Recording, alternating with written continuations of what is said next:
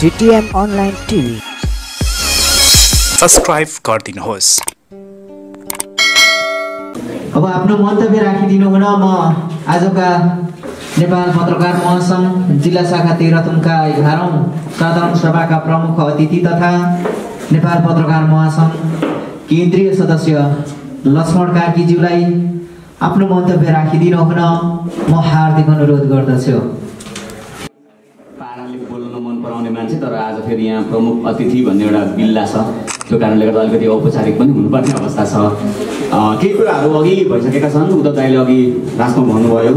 म मेरो मन्तव्यको सुरुमै हाम्रो आदरणीय ज्ञानबहादुर खत्री दाइलाई सम्झिन चाहन्छु। हाम्रा एकजना मित्रका रूपमा मात्रै होइन, जति बेला तेह्रथुममा मैले पत्रकारिता सुरुवात गर्थेँ, हामीले तेह्रथुम साप्ताहिक भनेर यहाँ निकाल्थ्यौँ। त्यो साप्ताहिकको एकजना ग्राहक मात्र पनि होइन, एकजना शुभचिन्तक र हामीले निरन्तर हौसला प्रदान गरिरहने, व्यक्तिगत रूपमा मलाई पत्रकारितामा अघि बढ्नका लागि र सँगै तेह्रथुम साप्ताहिकलाई अगाडि बढाउनको लागि पनि दाइले दिनुभएका ती फिडब्याकहरू मलाई अहिले पनि सम्झना छ। राति उद्धव दाइ र हामी सँगै थियौँ हिलेमा, 3 बजेतिर हामीले त्यो कुरा थाहा पायौँ। एकदमै नरमाइलो लाग्यो। दाइ बिरामी हुनुहुन्छ भन्ने थाहा थियो, तर उहाँको शीघ्र स्वास्थ्य लाभको कामना गर्दै हामीले त्यो उहाँलाई फेरि जीवित रूपमा पाउन सकेनौँ। म उहाँप्रति हार्दिक श्रद्धाञ्जली अर्पण गर्न चाहन्छु र आज पुरस्कृत हुनुभएका व्यक्तित्वहरूलाई फेरि एकपटक म बधाई ज्ञापन गर्न चाहन्छु। तीर्थ दाइले भनेको कुरा अघि म भन्छु भन्दै थिएँ, दाइले भन्दै भयो। तीर्थ दाइ तेह्रथुमको पत्रकारिताको एउटा पुरानो हस्ती, जति अग्लो उहाँको शारीरिक कद छ, पत्रकारिताको क्षेत्रमा पनि उहाँ त्यत्तिकै अग्लो व्यक्ति हुनुहुन्छ। व्यक्तिगत रूपमा मैले अघि गाडीमा आउँदा साथीहरूसँग अनौपचारिक रूपमा भनेको पनि थिएँ। म सदरमुकाममा आउँदाखेरि यहाँ बाटोमा, यहाँनिर पुणेखेलतिर जाने बाटोमा हामी हटिया भर्न आउँथ्यौँ। बाटोको यता दायाँपट्टि नरेश ढुङ्गाना राजस्व प्रतिनिधि, फोन नम्बर 60-218 भनेर लेखेको थियो रातो एउटा टिनको पातोमा। हामीलाई के लाग्थ्यो भने नाम त्यसरी छापिने मान्छेहरू एकदम ठुला मान्छेहरू हुन्, वरिष्ठ मान्छेहरू हुन् भन्ने लाग्थ्यो। मलाई राजस्व पनि थाहा थिएन, अरू बाँकी कुराहरू पनि थाहा थिएन। भित्रपट्टि हेर्दाखेरि एकजना एकदम हेर्दै एकदम वरिष्ठ लाग्ने खालको मान्छे बसेको हुन्थ्यो पसलमा। त्यो पछि नरेश दाइ हुनुहुँदो रहेछ। संयोगले पछि म यहाँ आएर पत्रकारिता हामीले सँगै गऱ्यौँ। तीर्थ दाइले अघि भन्दै हुनुहुन्थ्यो, त्यतिखेरका सबै कुराहरू मलाई सम्झना छ। म यतिखेर प्रेम गुरागाई दाइलाई पनि सम्झिन चाहन्छु। हामी जतिखेर यहाँ पत्रकारिता गर्थ्यौँ, म सबैभन्दा जुनियर थिएँ। तेह्रथुम साप्ताहिकमा मेरो पद चाहिँ बजार व्यवस्थापक थियो। सबै समाचार लेख्ने, गर्ने, वितरण गर्ने थियो। बुझ्ने भाषामा भन्दाखेरि म हकर थिएँ। म शुक्रबार हाम्रो पत्रिका निस्किन्थ्यो। मलाई के लाग्थ्यो भने एकजना साथी, एकजना भाइ त हामीले पछि त्यो पत्रिका डिस्ट्रिब्युट गर्नको लागि राखेका थियौँ, तर ऊ शुक्रबार कता जान्थ्यो, क्यारम बोर्ड खेल्न के गर्नको लागि जान्थ्यो। मोबाइल त अहिले जस्तो आएको थिएन। लुडो खेल्ने चलन थियो त्यतिखेर, बोर्डमै लुडो खेल्न जान्थ्यो। अनि मलाई चाहिँ के लाग्थ्यो भन्दाखेरि शुक्रबार धेरै मान्छेहरू बाहिरबाट आएका हुन्छन्, गाउँबाट आएका हुन्छन्, मलाई पढाएका सरहरू आएका हुन्थे, अरू मान्छेहरू आएका हुन्थे। उनीहरूले चाहिँ त्यो पत्रिका पढिदिए भनेदेखि त्यहाँ कुनै मेरो बाइलाइन न्युजहरू हुन्थ्यो अथवा सम्पादकीय हुन्थ्यो, आर्टिकलहरू हुन्थ्यो, त्यो कुरा हेरेर केही फिडब्याकहरू दिनुहुन्छ उहाँहरूले भनेर मलाई एकदमै धेरै लोभ लाग्थ्यो कि। अनि तल प्रेस थियो, रिजाल भेनाको प्रेसमा हामी छाप्थ्यौँ। त्यो तातै हुन्थ्यो त्यो प्रेस, अहिले जस्तो प्रेस होइन, स्क्रिन प्रेस हुन्थ्यो। सबै हातमा कालो लागेको हुन्थ्यो। मैले बोकेर त्यहाँ उकालो हतार आएर सबैजनालाई बढीभन्दा बढी दिउँ भनेर हामीले 4 रुपियाँ त्यसको मूल्य राखेका थियौँ। म त्यो दिन्थेँ। अनि त्यस्तै थुप्रो अनुभवहरू छन् क्या। 150 रुपियाँ हाम्रो वार्षिक ग्राहक शुल्क थियो। कोही मान्छे एकजनाले चाहिँ ग्राहक शुल्क तिरिदियो भनेदेखि हामीले त्यो 150 रुपियाँ त 1,50,000 अहिले दिएको जस्तो भन्दा ठुलो गुण हुन्थ्यो। त्यसरी हिसाबले हामीले सुरु गऱ्यौँ। त्यतिखेर हाम्रो पुरस्कार, सम्मान, अतिथि, खादा, माला, प्रशंसापत्र, नगद, जे भने पनि त्यो फिडब्याकहरू बाहेक अरू थिएन। अहिले अलिकति समय परिवर्तन भएको छ। धेरै साथीहरूले पुरस्कार प्राप्त गर्नुभयो, मलाई एकदम खुसी लाग्यो। नरेश दाइहरूको पुस्ता अथवा भगवान दाइहरूको पुस्ता पछाडि, नरेश दाइ, महेन्द्र दाइहरूको पुस्ता पछाडि हामी आएका थियौँ। हामीभन्दा पछाडिको अर्को पुस्ता आइसकेको छ। तेह्रथुमको अबको पत्रकारिता तपाईँहरूको हातमा हो, तपाईँहरूमाथि तपाईँहरूले जे गर्नुहुन्छ। एउटा सामान्य म सल्लाह दिन चाहन्छु, त्यो मान्नुहुन्छ होला भन्ने लाग्छ मलाई। एउटा पत्रकारको रूपमा तपाईँले जस्तो व्यवहार यो समाजसँग गर्नुहुन्छ, पत्रकारिताप्रति उहाँ आम मानिसले बनाउने सिङ्गो धारणा त्यसले अभिव्यक्त गरिरहेको हुन्छ। कसैलाई हामीले खुइल्याउने हिसाबले गऱ्यौँ, भएको नभएको कुरा गऱ्यौँ। अघि भन्दै हुन्थ्यो अतिथिहरूले सत्य समाचार भनेर भन्दै हुनुहुन्थ्यो। समाचार सबै सत्य नै हुने हो। यो सत्य समाचार भन्ने कुरा कसरी कोइन भयो यो अचम्म छ होइन। सत्य नभइकन त समाचारै हुँदैन। यो सूर्य तातो छ भने जस्तो हो क्या। सूर्य भन्ने बित्तिकै तातो भन्ने कुरा, प्रकाश भन्ने कुरा, उज्यालो भन्ने कुरा त हामी सम्झिहाल्छौँ नि। तर समाचारमा अहिले सत्य, तथ्य, निष्पक्ष समाचार भनेर हेडलाइनहरूमै लेखिएको हुन्छ। पत्रिकाहरूको अनलाइनहरूको स्लोगन सत्य, तथ्य, निष्पक्ष भनेर भने हुन्छ। ए बाबा सत्य, तथ्य, निष्पक्ष त हुने नै हो। त्यो नभए समाचारै बन्दैन, पत्रकारिता नै हुँदैन भनेदेखि चाहिँ त्यो कुरा हामीले भनिरहनु पर्ने होइन। यो भन्नुपर्ने चाहिँ किन भएको हो भन्दाखेरि समाचारको नाममा समाचार मात्रै आइरहेको छैन। त्यो कारणले गर्दाखेरि हामीले भेरिफाई गर्नुपर्ने अवस्था आइराखेको छ क्या। हामी सत्य छौँ, हामी निष्पक्ष छौँ, हामी इमान्दार छौँ भनेर हामी हिँड्नु परिरहेको छ आफै। यो एउटा दुःखद कुरा हो। तपाईँहरू जति साथीहरू हुनुहुन्छ, जुन नयाँ पिँढीका साथीहरू हुनुहुन्छ, पछिल्लो छिमलका साथीहरू हुनुहुन्छ, उहाँहरूले तपाईँहरूले समाचारको रूपमा गर्न सक्ने व्यवहार र व्यक्तिगत रूपमा पनि तपाईँहरू कस्तो व्यवहार प्रदर्शन गर्नुहुन्छ भन्ने कुराले पत्रकारहरू कस्ता हुन्छन् भनेर आम मानिसले बनाउने धारणा तय गर्छ होइन। त्यसले गर्दाखेरि म त्यो कुरालाई अत्यन्तै ख्याल गरिदिनु हुन अनुरोध गर्छु। यो पुरस्कार केही हजार, केही 100 अथवा एउटा सम्मान पत्र अथवा केही दिनका लागि फेसबुकमा राख्ने एउटा फोटो र लाइक मात्रै होइन। यो तपाईँमाथि थपिएको जिम्मेवारी हो र त्यसले तपाईँलाई अरू काम गर्नका लागि होइन, पत्रकारितालाई नै थप निखार्न र यो त्यो पत्रकारिताको पाइनलाई थप भनौँ त धारलाई त्यो भुत्ते हुन नदिनका लागि महत्त्वपूर्ण भूमिका निर्वाह गर्छ भन्ने मलाई लाग्छ। तपाईँहरू सबैजनालाई फेरि एकपटक म बधाई दिन चाहन्छु। अनि मैले फेरि भनेको थिएँ तीर्थम शाखा म आफै प्रमुख अतिथि, मलाई अलिकति असजिलो जस्तो पनि भएको छ। हामीले आफै सुरु गरेको यो शाखा हो, एउटा हिसाबले त गर्वको कुरा पनि हो। तीर्थदायी अघि पनि मैले भने हामी समाचार लेखेर फ्याक्स गर्ने चलन थियो त्यो बेलामा। दाईहरूले लेख्नुभएको समाचार हेरेर हामीले समाचार लेख्न थालेको हो। नरेश दाई, तीर्थ दाई, महेन्द्र दाई। कहिलेकाहीँ चाहिँ हामीले रिपोर्टिङ गर्दाखेरि दाईहरूले लेखेको समाचार एकदम हतार भएर फर्मल खालको समाचार छ भनेदेखि चाहिँ बाइलाइनमा माथि नाम मात्रै टेक्स्ट लगाएर समाचार जस्ताको जस्तै फ्याक्स गर्ने पनि गर्थ्यौँ। त्यो सम्झना पनि मलाई छ। कहिलेकाहीँ स्पोर्ट्सको समाचार लेख्नको लागि, खेलकुदको समाचार लेख्न दाईहरूले अलिक अल्छी मान्नुहुन्थ्यो। त्यो समाचार चाहिँ मैले लेखेर त्यो समाचार अरूलाई पठाउने पनि गर्थ्यौँ। यस्ता धेरै अनुभवहरू छन्। यही ठाउँमा यही टुँडेखेलदेखि नरेश दाईको त्यो पसलदेखि तीर्थ दाईको पसल त्यहाँनिर थियो, त्यहाँनिरसम्म गरेका थिए सबै कुराहरू म जहिले पनि तीर्थमा आउँछु, सम्झिन्छु। पत्रकार महासङ्घको कुरा गर्दाखेरि त म झन् धेरै सम्झिन्छु नै। यो अवसरमा म पत्रकार महासङ्घ तीर्थम शाखालाई धन्यवाद पनि दिन चाहन्छु कि मलाई बोलाइदिनु भयो यो कार्यक्रममा।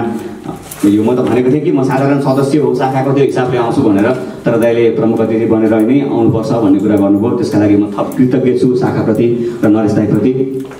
त्यसपछि अर्को एउटा कुरा पत्रकार महासङ्घको म भन्छु भन्दाखेरि अन्तिममा बोल्नु पर्दाका ती यस्ता डिमेरिट्सहरू हुन्छन् क्या, बेफाइदाहरू हुन्छन्। लकदेवले अर्को कुरा बाजी मारिदियो कि यो पत्रकार महासङ्घको शाखा, यो भवन, म पत्रकार महासङ्घको केन्द्रमा भएपछि कम्तीमा 17-18 जति जिल्लाहरूमा गएँ होला। अरू ठाउँमा पनि कुरा बुझ्दाखेरि धेरै शाखाले भवन बनाइसकेको छ। तीर्थम शाखाको चाहिँ भवन बनेको छैन। मलाई त सुरुमा के थियो भने हामीले त सुरुमै भवन यहाँ पाएको थियौँ नगर विकासको, त्यही भवन हामीले सधैँको लागि पो पाइसक्यौँ होला भन्ने पनि लागेको थियो। तर त्यो भवन हामीले पाएका छैनौँ, हामी धेरै पछाडि परेका छौँ भन्दाखेरि लकदेवले भनेको जस्तो हामी अलिकति कस्यौँ। म मेरो क्षेत्रबाट के गर्नुपर्छ, के गर्न सक्छु, यो महासङ्घ शाखाले अथवा अहिले बन्द सत्रले अथवा अरू कसैले मलाई त जिम्मेवारी दिनुहुन्छ भने काठमाडौँमा रहेर अलिकति नगद सङ्कलन गर्ने एउटा समिति केही बनाऊ, तपाईँहरू त्यो अथोरिटी मलाई दिनुहुन्छ भनेदेखि म त्यसको नेतृत्व गर्न अथवा त्यो संयोजकको भूमिका निर्वाह गर्न तयार छु। अथवा अरू कोही यहाँ बसेका सिनियर अरू पत्रकारहरू पनि हुनुहुन्छ, उहाँहरूलाई त्यसमा समेटेर हामी काठमाडौँबाट जति सक्छौँ एक चरण, अब अरू त गर्ने के हो र, मुख्य कुरा भनेको नगदको कुरा हो, त्यो सङ्कलन गर्नका लागि हामी एकपटक लागौँ। अब एउटा मिसन जस्तो बनाऊँ कि कम्तीमा 1 वर्षमा हामी पत्रकार महासङ्घ तेह्रथुमको भवन निर्माण गर्छौँ भन्ने एउटा कमिटमेन्ट गरौँ। सञ्जय दाइले यति राम्रो कुरा भन्नुभयो, 5 सरको शाखाको अध्यक्षले 50,000 रुपियाँ दिन्छु भन्नुभयो। यो सानो कुरा होइन, सानो हौसला होइन। धनकुटा शाखा छ, त्यहाँ अरू शाखाहरू छन्, अरू थुप्रो साथीहरू हुनुहुन्छ। हामी काठमाडौँबाट अलिकति गर्न सकौँला, यहाँ अलिकति उठाउँला, केही भएन भने एउटा टुल बोकेर भए पनि महासङ्घको भवन निर्माण गर्छौँ भनेर हिँड्ने हो भने पनि अलिकति पैसा अहिले हामी सङ्कलन गर्न सक्छौँ। बाहिर रहेका साथीहरू हुनुहुन्छ, उहाँहरूलाई भावनात्मक रूपमा जोडौँ, हामी शिलापत्रमा नाम लेख्छौँ भन्न सक्छौँ, अथवा अरू के कुराहरू हुन सक्छन् त्यो गरौँ र अबको 1 वर्षभित्रमा हामी कम्तीमा तेह्रथुममा पत्रकार महासङ्घको भवन निर्माण गर्छौँ भन्ने अठोटका साथ लागौँ। म नरेश दाइले आग्रह पनि गर्छु, हामी अनौपचारिक रूपमा पनि पछि कुरा गर्नेछौँ। यो एउटा प्रस्तावको रूपमा हामीले पारित गरे पनि हुन्छ, हामी बनाउन सक्छौँ। सकेनौँ, उद्घाटनै गर्न सकेनौँ भने पनि 1 वर्षमा धेरै कामहरू कम्तीमा आर्थिक त्यो स्रोतको सुनिश्चितता गर्न सक्यौँ भने पनि एकदम महत्त्वपूर्ण कुरा हो। हिजो धनकुटा शाखामा कुरा गर्दाखेरि अघि म सञ्जय दाइलाई कुरा सुनाउँछु भन्दाखेरि दाइ गइहाल्नु भयो। त्यो महासङ्घको शाखा निर्माण गर्ने बेलामा योगदान गरेका साथीहरूको यति धेरै प्रशंसा भयो होइन, यति धेरै उहाँहरूप्रति हरेक व्यक्तिहरूले भन्नुभयो। एकजना हाम्रो महेन्द्र खाम्याङ जो हाम्रा सर पनि हुनुहुन्थ्यो, त्यसमा लामो समय बस्नुभयो, उहाँले पछि मैले फोन गरेर पनि भने तपाईँको एकदम धेरै चाहिँ कुरा भएको छ यहाँ। यो कृति राख्ने कुरा भनेको चाहिँ महत्त्वपूर्ण हुँदो रहेछ भनेको सरले म त भावुक भएँ, तपाईँ मलाई धेरै यो नभन्नु लक्ष्मणजी भनेर भन्दै हुनुहुन्थ्यो। त्यस्तो खालको काम गर्नको लागि हाम्रै कार्यकालमा हाम्रै जीवनकालमा यो कुरा गरौँ। व्यक्तिगत रूपमा हामी अब हामी पत्रकारिता भन्दा बाहिर जान सक्ने सम्भावना पनि छैन, हामी जाँदैनौँ पनि। पत्रकार महासङ्घ हाम्रो छाता सङ्गठन हो, त्यो भवन बनाउनका लागि एउटा कमिटमेन्ट गरौँ भनेर म भन्न चाहन्छु। त्यसपछि अब अर्को कुरा चाहिँ यो खास गरी केन्द्रको कुरा अलिकति अघि दाइले पनि भन्नुभएको थियो। पत्रकार महासङ्घ खास महासङ्घको यो अहिले पछिल्लो राजनीतिक घटनाक्रमबारे के भूमिका हो, महासङ्घको धारणा के हो भन्ने कुरामा धेरै मतान्तरहरू पनि छन्। स्वाभाविक रूपमा हामीले स्वीकार गरे पनि नगरे पनि पत्रकार महासङ्घमा विभिन्न पेसागत यो दलका भातृ सङ्गठन त भन्नु मिल्दैन, शुभेच्छुक सङ्गठनहरूको तर्फबाट प्रतिनिधित्व गर्न हामी प्यानल बनाएर चुनाव लडेर गएका छौँ। त्यो कारणले कोही सरकारप्रति अलिकति नरम भाव राख्ने साथीहरू र केही अलिकति विपक्षी दलसँग नजिक भएका अथवा अहिलेको हिसाबले भन्ने भने अर्को नेकपासँग अलिकति नजिक भएका साथीहरूको बिचमा के भन्ने कसो गर्ने भन्ने कुरामा अलिकति अस्ति हाम्रो सिन्धुपाल्चोक हेलम्बुमा भएको केन्द्रीय कमिटीको बैठकमा पनि कुरा भएको थियो। पत्रकार महासङ्घले यो संसद विघटन गर्ने कुरा हुने बित्तिकै सबैभन्दा पहिलो नागरिक संस्थाको रूपमा यो कदमको विरोध गरेको हो र यो कदमलाई स्वीकृत नगर्नका लागि राष्ट्रपतिलाई आग्रह गरेको थियो लिखित रूपमा। तर भलै त्यसको सुनवाई भएन। एउटा अग्रणी नागरिक संस्थाको रूपमा एउटा यो पेसागत सङ्गठन मात्रै नभएर नागरिक सङ्गठनको रूपमा चाहिँ पत्रकार महासङ्घले त्यो धारणालाई पछि हेलम्बुको बैठकबाट केन्द्रीय समितिबाट अनुमोदन पनि गरेको छ। हाम्रो भनाइ के होइन भनेदेखि पार्टी फुट्नु हुन्छ कि हुँदैन, अथवा कुन पार्टीको अध्यक्ष को हुनु पर्थ्यो, अथवा पार्टीभित्रको समीकरण कसरी मिलाउनु पर्थ्यो र मन्त्री नियुक्ति कसरी गर्नु पर्थ्यो भन्ने हाम्रो सरोकारको कुरा होइन। विधिको शासन अथवा संवैधानिक सर्वोच्चता, विधिको शासन र प्रेस स्वतन्त्रता यी हाम्रा तीनटा आधारभूत मान्यताहरू हुन्। नेपाल पत्रकार महासङ्घको विधानमा यो कुरा उल्लेख गरिएको छ। यदि कसैले यो संवैधानिक सर्वोच्चताको अगेन्स्टमा त्यसको विरुद्धमा कुनै कदम चाल्छ भने, कसैले विधिको शासनको विरुद्धमा कुनै कदम चाल्छ भने र प्रेस स्वतन्त्रतालाई खुम्च्याउन खोज्छ र अलिकति आफ्नो मुठीमा पार्न खोज्छ भने ती सबै शासकहरू विरुद्ध पत्रकार महासङ्घ मोर्चा यो आन्दोलनको मोर्चामा सबैभन्दा अगाडि हुनेछ। यो 2062-63 सालको आन्दोलनमा पनि पुष्टि भएको कुरा हो। राजनीतिक दलका नेताहरूलाई तलपट्टि भुइँमा राखेर माधव कुमार नेपाल, गिरिजाप्रसाद कोइराला लगायतका नेताहरूलाई तल भुइँमा राखेर नागरिक अगुवाहरूले माथि मञ्चबाट कार्यक्रम सञ्चालन गरेर यो 62-63 को आन्दोलन सफल बनाएको हो। रत्नपा त्यतिखेर म संयोगले त्यही भर्खर काठमाडौँ गएको थिएँ। हाम्रो त ड्युटी नै त्यही जस्तो हुन्थ्यो, दिनै पछि जाने आन्दोलन कम्तीमा 12-13 पटक पक्राउनै पर्यो कि जाने त्यो निषेधाज्ञा भनिएको थियो, त्यो निषेधाज्ञा तोड्ने, त्यो पानीको पोरा अहिले जस्तो त्यतिखेर हान्दैन थियो, लाठी नै हान्थ्यो, लाठी खाने, तान्ने, थुनिने, राति बेलुकातिर छोडिदिन्थ्यो, फेरि भोलिपल्ट जाने, यस्तो क्रम त रेगुलर भएको थियो। त्यो पत्रकार महासङ्घले त्यो लिड गरेको थियो। तर त्यो त्यतिखेरको त्यो निरङ्कुशताको विरुद्धमा लडेको पत्रकार महासङ्घ अहिले त लोकतन्त्रका नाममा यदि कुनै शासकले कुनै पनि गैर कानुनी अथवा संविधान विपरीतका कदम चाल्छन् यदि भनेदेखि चाहिँ त्यो विरुद्धमा पत्रकार महासङ्घ जहिले पनि बोल्छ। पत्रकार महासङ्घ भनेको केन्द्र मात्रै बोल्छ होइन, पत्रकार महासङ्घ भनेको प्रतिष्ठान शाखा, जिल्ला शाखा, एउटा पत्रकार जसले जहाँबाट जे गर्न सक्छ, समाचारको माध्यमबाट होला, विरोध पोतेर हुन सक्ला, सम्पादकीय खाली राखेर हुन सक्ला, अथवा व्यक्तिगत रूपमा अरू विभिन्न त्यस्ता खालका विरोधका माध्यमहरू छन्। ती माध्यमहरूबाट पत्रकार महासङ्घले सधैँभरि खबरदारी गरिरहनेछ। त्यो त अघि पनि नरेशको यो विवरणमा पनि उल्लेख गरिएको छ कि महासङ्घ 13 शाखाले पनि त्यो काम गरिरहेको छ, त्यो गर्नेछ नै। त्यसपछि यो अर्को कुरा चाहिँ जुन यो कुरामा हामी जब क्लियर हुन्छौँ भने यसलाई चाहिँ राजनीतिक रूपमा दलसँग सरकारसँग अलिक टाढा भएर अथवा नजिक भएर भन्ने अर्थमा नलिदिनु होला। सबै साथीहरूले पत्रकार महासङ्घकै साथीहरूको विषय पनि कन्फ्युजन जस्तो केन्द्रमा पनि छ। हामी बोल्ने हो र अदालतमा विचाराधीन विषयमा भनेर त्यो बैठकमा पनि कुरा भएको थियो। विचाराधीन विषयलाई प्रभाव पार्ने गरी बोल्ने होइन, तर यदि कसैले त्यो जुन हाम्रा न्यूनतम मापदण्डहरू, हाम्रा फन्डामेन्टल राइट्सहरू हो, त्यसको अगेन्स्टमा यदि कसैले शासक कुनै कुरा गर्न खोज्छ यदि भनेदेखि त्यसको विरुद्धमा चाहिँ बोल्ने हो। अदालतलाई हामी निर्णय यसो गर भनेर भन्ने होइन, तर यो कदम गलत हो, हाम्रो दृष्टिकोणमा यो कुरा यो कारणले गर्दा गलत हो भनेर हामीले हाम्रो कुरा भन्ने हो भन्ने कुरामा चाहिँ हामी क्लियर हुनुपर्छ भन्ने मलाई लाग्छ। त्यसपछि अब धेरै कुरा छैन, धेरै साथीहरू पनि यहाँ हुनुहुन्न, धेरै चिज आइसकेकै छ तेह्रथुमको पत्रकारिता। एउटा कुरा म जोड्न चाहन्छु, पत्रकार महासङ्घको संस्थापक सदस्य भएको हिसाबले मलाई एकदम धेरै खट्किन्छ कि हरेक त्यो शाखाका केही छापहरू हुन्छन् कुन शाखा कस्तो छ, कुन शाखा कस्तो छ, के छ, शाखाको सभापति कस्तो छ, अथवा त्यहाँ भएका मान्छेहरू के कस्ता छन् भन्ने एक खालको आफ्नो एउटा छाप बसेको हुन्छ। पत्रकार महासङ्घ पत्रकारिताको हिसाबले तेह्रथुम त्यति धेरै जति चिनिनुपर्ने र जति हाम्रो क्यालिबर हो त्यो बराबर हामीले गर्न सकिरहेका छैनौँ भन्ने मलाई लाग्छ। राष्ट्रिय मिडियाहरूमा हाम्रो उपस्थिति जतिखेर हामीले पत्रकारिता सुरु गर्दाखेरि त्यतिखेर कान्तिपुर जम्मै पत्रिकाहरूमा चाहिँ उपस्थिति थियो, समाचारहरू आउँथ्यो होइन। मैले अघि पनि जोडेँ, गिरिजाप्रसाद कोइराला प्रधानमन्त्री भएको बेलामा हामी प्रधानमन्त्रीलाई हेर्न भनेर यहाँ आएको थियौँ। म घर बेलुका पुगेर बेलुका घटना र विचार सुन्दाखेरि महेन्द्र दाइको एउटा भोइस रिपोर्ट त्यहाँ बजेको थियो घटना र विचारमा। त्यो सुन्दाखेरि मलाई भर्खर मैले देखेको कार्यक्रम रेडियोबाट बजिरहेको छ भन्दाखेरि त्यो म आफै बोलिरहेको छु होला जस्तो खालको महसुस भएको थियो क्या। त्यतिखेर हाम्रो उपस्थिति धेरै हुन्थ्यो जस्तो लाग्छ। अहिले केन्द्रमा पत्रकारिता गर्ने मान्छेहरू हाम्रो जिल्लाको हिसाबले धेरै छौँ होइन। जस्तो मैले पनि त्यहाँ 9-10 वर्ष 10-11 वर्षदेखि काम गरिरहेको छु। अघि नाम आयो अशोक, अहिले चाहिँ रिपब्लिका छोडेर BBC र CNN-मा AFP-मा पार्ट टाइमको रूपमा काम गरिरहेको छ। उहाँ मेरो छिमेकी मेरो टोलको भाइ पनि हो। छत्रशङ्कर अलिक अगाडि हुनुहुन्थ्यो। त्यसै गरेर अरू थुप्रै साथीहरू त्यहाँनिर अहिले पनि उहाँ काम गरिरहनु भएको पेशल दाइ हुनुहुन्थ्यो, उहाँले अमेरिका जानुभयो। तेह्रथुमको पत्रकारको त्यहाँ काठमाडौँमा एक खालको उपस्थिति छ। तर यहाँका इस्युहरू उठाउनका लागि यहाँबाट एज रिपोर्टिङको रूपमा जस्तो विनोदसँग कुरा भइरहेको थियो, उसले धनकुटाका इस्युहरू जब त्यो कान्तिपुर टेलिभिजनमा उठाइराखेको हुन्छ त्यो देख्दाखेरि यस्तो एउटा जुझारो पत्रकार चाहिँ तेह्रथुममा पनि भइदिए हाम्रा इस्युहरू पनि उठ्थ्यो होला, आउँथ्यो होला भने जस्तो त्यो महसुस भइराखेको हुन्छ क्या। त्यो कुरा चाहिँ हामीले पनि गर्न सकेनौँ। हाम्रो पालामा मैले यहाँबाट ब्लास्टमा गर्थेँ, अब त्यो ठुलो स्केलको चाहिँ म हिँडिहालेँ। म कृष्ण विद्युतीजीसँग अनौपचारिक कुराकानी गर्ने बेलामा भन्छु सबभन्दा धेरै सम्मान गर्नुपर्ने मान्छे भनेर तपाईँ हो। हामीले सँगै जस्तो पत्रकारिता सुरुवात गऱ्यौँ। म त ठुलो भाग खोज्नको लागि भनेर काठमाडौँ गएँ। तपाईँ जे तेह्रथुममा उपलब्ध थियो त्यो सङ्घर्ष त्यो अप्ठ्यारोका बिचमा मान्छेहरूले 150 रुपियाँ नतिरेर पत्रिका ग्राहक नबनिदिँदाखेरि पनि होइन, पत्रिका सबै शिर पुचार परुन्जेलसम्म उभिएर लैजा भनेर फिर्ता पठाइदिँदाखेरि पनि तपाईँले नवबिहानी निकालेर बसिराख्नु भएको छ।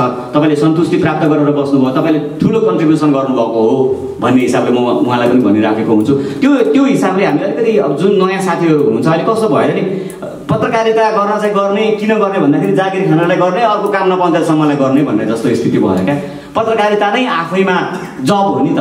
पत्रकारिता नै आफैमा हामी यस्तो राम्रो फिल्डमा छौँ कि हामीले अनेस्टली काम गऱ्यौँ भनेदेखि त प्रमुख जिल्ला अधिकारी आउनुभयो, DSP साहब, प्रमुख जिल्ला अधिकारी भनेर साहबहरू जति हुनुहुन्छ उहाँहरूलाई सिधा हामीले क्वेसन गर्न सक्छौँ। तपाईँले यो काम किन गर्नुभएको, कसरी गर्नुभएको, यो तपाईँको जवाफदेहिता के हो, यसको पारदर्शिता के हो, स्रोत कसरी आयो, खर्च कहाँ गर्नुभयो, हिसाब दिनुहोस् भनेर हामी सिधा प्रश्न गर्न सक्ने गरेको औकातका मान्छेहरू हौँ।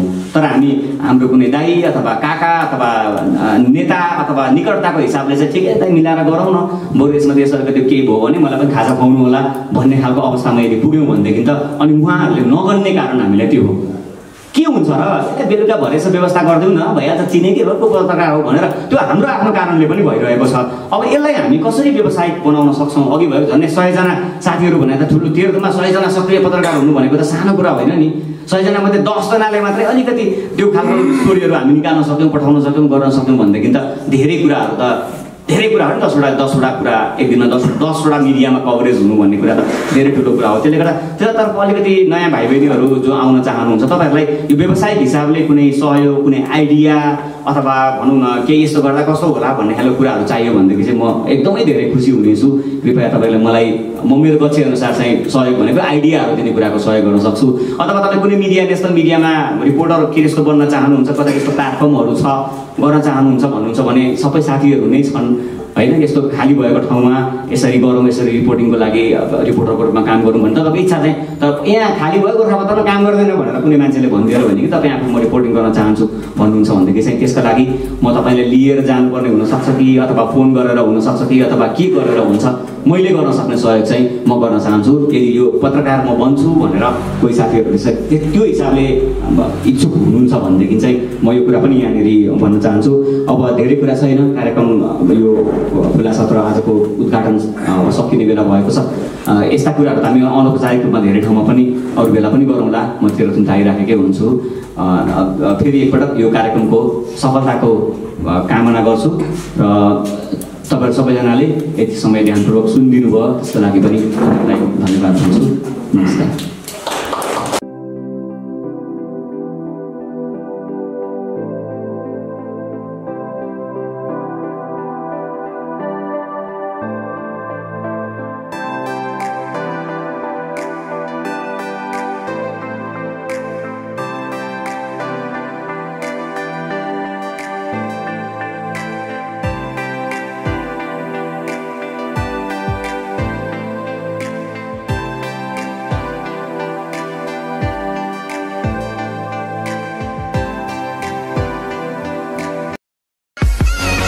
DTM Online TV। सब्स्क्राइब गरिदिनुहोस्।